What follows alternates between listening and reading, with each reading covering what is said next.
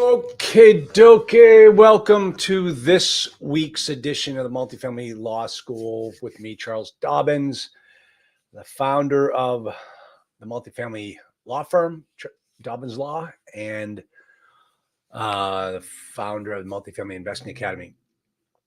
And I want to share with you today a change that I'm doing for my business. I had mentioned that I was going to make this announcement. I'm actually going to do a webinar later on exactly what I'm going to share with you today, just so you can understand. I want to get your thoughts on it. I want to get your feedback. So in the past, I've always said I look, act, and feel like an attorney, but I'm not your attorney. And all of my training, all of my revenue generation through Dobens Law has been on the educational arm of my business, which is Multifamily Investing Academy, and then subsequently my program Multifamily OS, where I teach people, I mentor people, I coach people, and I walk you through the entire process. But I don't act as your attorney. And I recently, and I've done very well. I've made some great friends. Some of my students are massively successful, which I'm so proud of. And I tell you, it's when you join my program, it's like one big happy family, and that's what I've always wanted. So that has been great. But the law side, the practice of the law, was never really something that I focused on, and that's changing now. And I'll tell you why. First off, I love being in the deal. I love getting involved in the transaction. I love anticipating the next step. I play chess while everyone else is playing checkers, as we always joked about my partner, David Peters. But this is a new aspect where I'm actually going to be taking on clients and representing them as their attorney through a multifamily transaction. And that is absolutely new. And the difference is that I can represent you without you having to be in my coaching and mentoring program. So if you're just looking for someone to look over your shoulder and walk you through the transaction and make sure you're doing everything right, well, you can sign up as a legal client of mine. I still have the training program. I just got off the phone with a new student who needs the type of training that I teach. And right now, he doesn't need the legal part of the deal. So I'm bifurcating my services, and I am going to start offering both separately. Also, you can still get them combined. Some of the people in my program now will have me operating as their attorney through transactions. But if you don't need that type of representation or that type of training, you can jump on into my law firm practice and get coverage that way. Okay, so let me tell you how it's going to work so you can see exactly all the steps necessary. Whoops, I just got bigger. If you could believe that. All right, so here's how I want to tell you what happens. I've broken it down into 9 stages. And let me just get on over. I think I have to come back over here. Yeah. I'm going to ask Molly or anyone else that's watching. I'm going to move my slide. Here we go. Just want to check. Yep, got it. Okay, good. All right. So the first thing we have to do when you come on board, when you get a deal under contract, is we have to create the entity, or at least we have to anticipate the structuring of the entity. And that involves whether it's going to be a limited liability company, whether it's going to be an S corp. That involves getting the tax ID number and registering you, and also with the upcoming Corporate Transparency Act, you need to make sure that you register with FINRA. So all of these things need to be done at the very start. Now, here's the trick, and this is why this is so very important. You really want to make sure that you structure these entities correctly at the beginning, because what happens in that case is down the road, as it starts becoming you're setting up your loan documents and what have you, the bank is going to come back and want you to structure the entity in a way that meets their requirements. And one of the things that I want to make sure that we do is we do it the right the first time, so we don't have a huge fire drill as the process goes on. One of the problems that we have, and we're having it in one of our deals, is what are called. First off, you've heard the term SPE, a single purpose entity. That's what we'd be setting up as a single purpose entity. But what you haven't heard is of a bankrupt remote entity. And that's the new terminology, just to show you, just to give the banks protection in the event that somebody files for bankruptcy. Because there was a court case where once a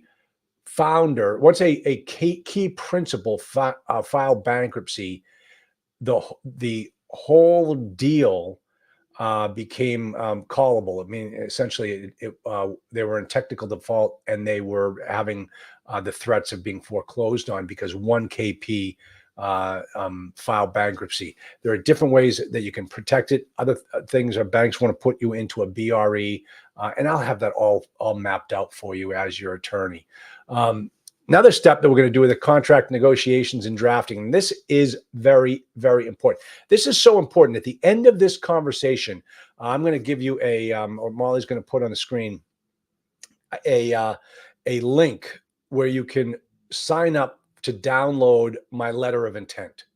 And the reason why I'm offering this letter of intent is because if you're looking for my representation during a contract negotiations, it's probably going to first start with the purchase and sale. But before that happens, there will have been a letter of intent stage. You might not need me for that stage, but I would love to be involved in that part of the process.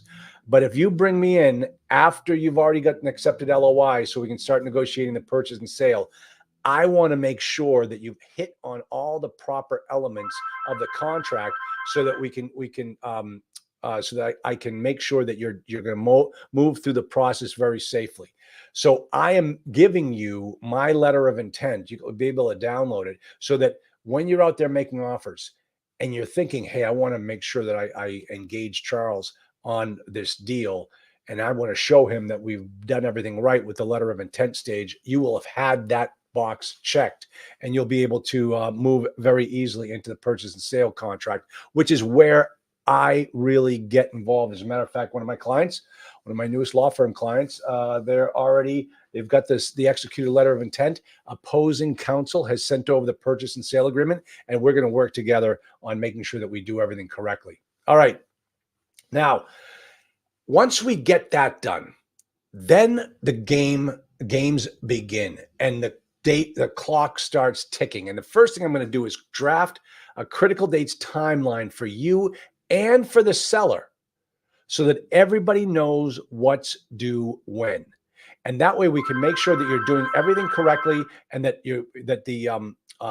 the purchase and sale contract is being structured and worked through correctly. You don't want to be that guy that misses the deadlines. And I'm going to make sure that that's taken care of for you. Another thing that happens is while this is going on, if you go and look at any purchase and sale agreement, you will see that there's a title survey and a title policy provision. I am going to work for you and making sure that you and the seller are complying with the title policy requirements, that you're doing everything you're supposed to do and that they're doing everything they're supposed to do. When we receive the title policy commitment letter, I'm going to get involved in that, and we're going to draft a letter to the title insurance company telling them which exceptions we want to have removed and which exceptions we're thinking they're going to need to keep in there. So that's another step. So as you can see, we're not even deep into the due diligence phase, and already I've been working for my clients diligently and zealously. And believe me, there's so much more to do. But this is the fun part for me. I love this. Now, once we're coming up on the end of the due diligence period, like the end of the title inspection period, that's when we need to make the decision, go or no go. Typical pilot decision, go or no go. VFR pilot decision, go or no go. And in this case, I'm going to sit down with you and make sure that you've checked all the boxes, that you're comfortable, and that you're going to move forward. I'm going to tell you all the risks involved. I'm going to tell you how to protect yourself. And if you decide you're done, you don't want this deal, I am going to get you out of the contract legally, and I'm going to make sure you're protected so they don't come back at you at some later date saying, hey, you owe us XYZ because, or you breached the contract because you didn't do X, Y, or Z. I'm going to make sure that doesn't happen for you. Now, also, once we decide we're going to go, now we've got to structure the deal. How are you going to structure this deal to get your investors to put their money into it? And I'm going to work with you to come up with that basic structure. Then, if you're going to raise private money, you're going to need to deal with a securities attorney. I am not a securities attorney. Don't get involved in it. I'm a multifamily transactional attorney. I work with Nate Dodson and Richard Robinette, two of the best lawyers in the business at Crowdfunding Lawyers, and they are going to help you. You're going to engage them at this time. But then because we put the entities together, because we've done everything correctly, then we can easily move into the securities side of the business. And these attorneys will make sure that you comply with the law. And that's the biggest thing, folks. You never want to breach any agreements. You never want to get in trouble with the SEC. Trust me. So while that's going on, that's the equity side of the deal. Now you got to go find the banks. And that's the next step in the process. And that's where we come in and we review your loan documents. We look at your letter of interest from the banks. We make sure that you understand at the very beginning what it's going to cost you, what your sources and uses might look like. And we get involved in the entire debt and equity side of the equation to help you stay on track and make sure that your investors are taken well care of. Then before we close, we take another look at the purchase and sale agreement for you, make sure that all of your deliverables and all the sellers of deliverables are ready to go, that when you come to the closing table, everything will be locked up. It'll be a nice, smooth transaction, nice, smooth transition. And then at the end, like I said before, two things: the deal can go through or the deal cannot go through. And if the deal does not go through and you decide to terminate it beforehand, we're going to do it within the confines of the contract to make sure that you're protected. If the deal goes through, there are still some terms and provisions within every purchase and sale contract that survive the closing. So we're going to make sure that you do everything right on your side for the obligations that you're under for the buyer's conditions that survive closing. But then we're also going to make sure the seller is doing their share as well. Make sure that they're crossing all their T's and dotting all their I's. And that is exactly what. Let me just stop the share and jump back on over here. All right, just here. So that is what Dobens Law now does on the transactional side. We do it for a flat rate. All of these things are spelled out in our engagement letter, so you can see exactly what we're going to do for you. And this is I'm excited about this because this is going to give me the opportunity to really give a new group of investors the opportunity to work with us. And I say that because, some people have gone to other training programs, other coaches, other mentors, but they don't get this level of protection, this level of advocacy through the acquisition process. I want to make sure that you're doing everything correctly and you didn't get yourself caught up in any problems. Now, what I'm going to do is I'm going to post for you the actually Molly's probably going to be able to put her hands on it a lot faster than I am. Let's see. Let me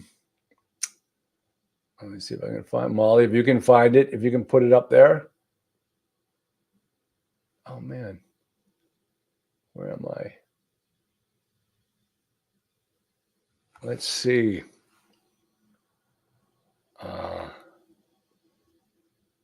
Molly, what did I do with it?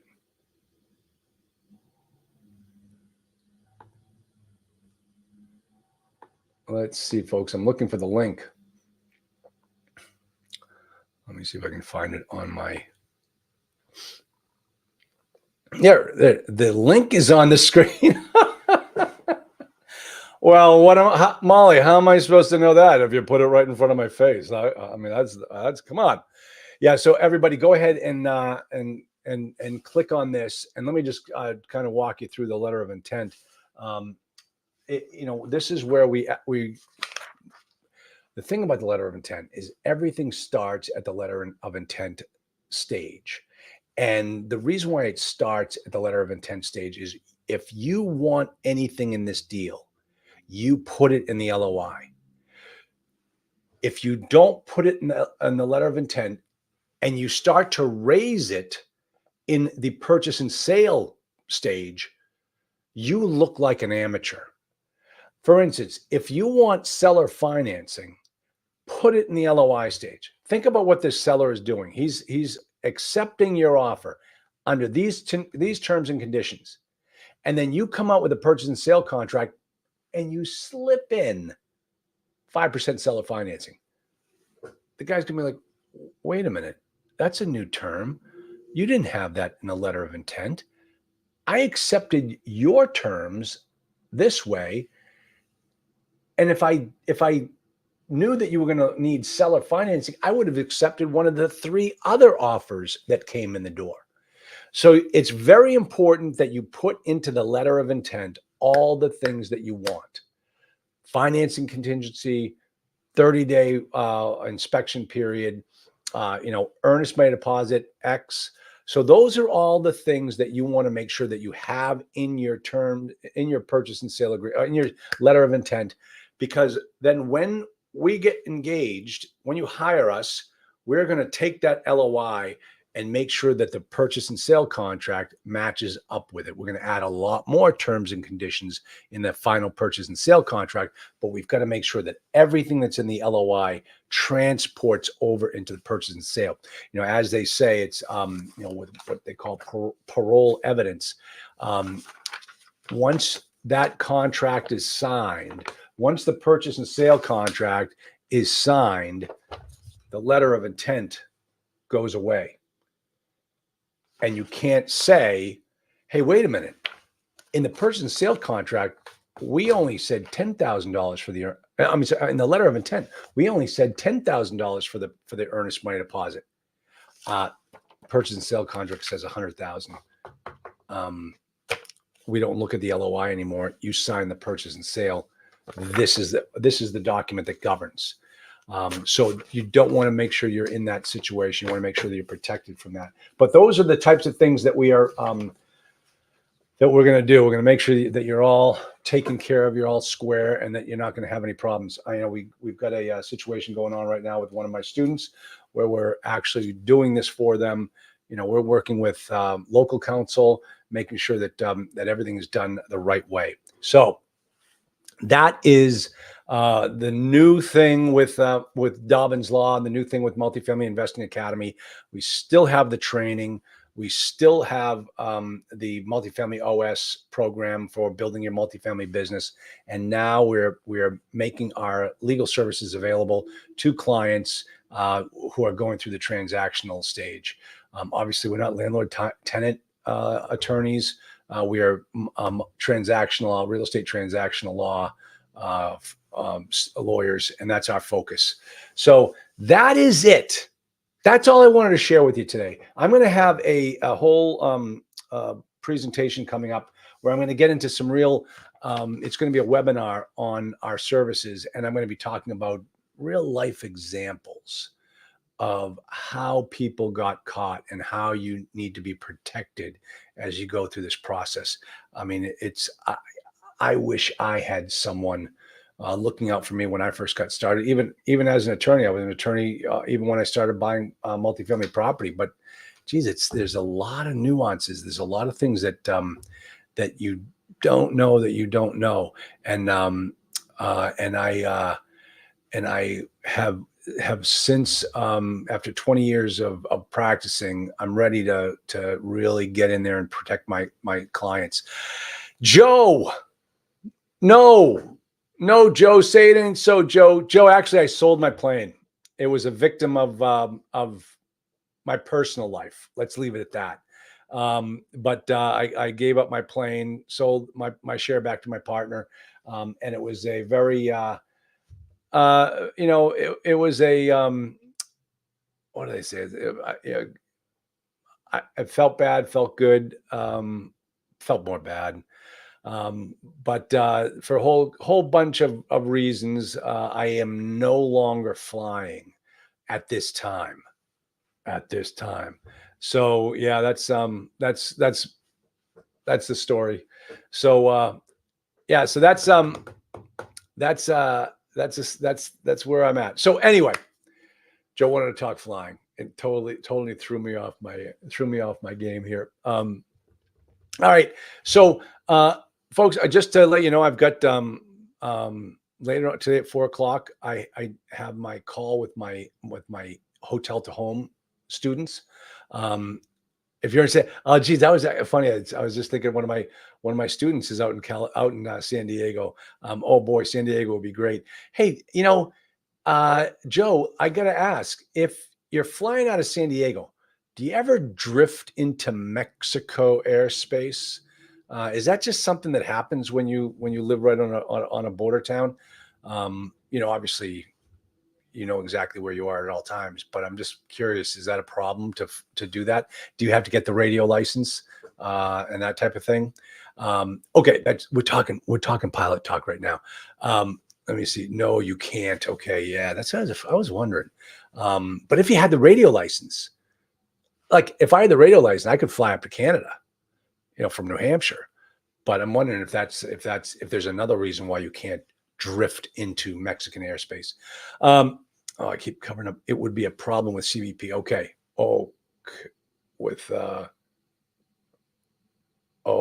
Okay. Border Patrol. Gotcha. Okay. So that's it. At 4 o'clock, I start my call with my cohort students, my hotel to homes. We're going to be talking about, as a matter of fact, David and I are going to start the call off with the question. Every call, we start off with one question. I ask David. David's going to be giving the answer, just so everybody can stay up to speed on what we're looking for in the hotel world. Right now, we're set to close October 21st. If anybody's looking to invest, we still have some space in there to squeeze you in. If you're interested, please shoot me an email. We all know what my email is. I'll post it right here, and I'll have our investor expert, Mel Jacobs, have her come up and reach out to you and see what we can do for you. So that is it. If anybody has a question, if you want my LOI, click that link. Go ahead and fill in the form. I capture your information. I want to know who you are. I'm probably going to call you, see if there's something I can do to help you. But go ahead and do that. And otherwise, I will see you back on Tuesday at 3 o'clock. So we're changing the focus. On Tuesdays at 3 o'clock on my YouTube Live, that's going to be a hotels to homes conversion conversation. David Peters will be on there with me. We're going to be talking about hotels to home conversions and every little aspect of it. Then David and I are going to actually be doing a podcast series with other successful hotel conversion investors, and talking to them about the process and getting their take on it. And that's going to be our upcoming podcast series. So we've got a lot of stuff that we're going to start promoting. Business, there's no more excuses, guys. We got to take advantage of what's going on in the marketplace and get out there and make things happen. So if you've been waiting to get involved in the multifamily deal, now's the time. Reach out to me. We'll figure out how we can help you. Obviously, as you can see, we can help you in many different ways, and that's the name of the game. I'm more fired up now with what I do than I ever have before, and I'm excited about it. So everyone, have a great day. And wherever you are in the country, like Joe, it's his lunchtime right now. And otherwise, I will see you all later. Great to see you. Bye.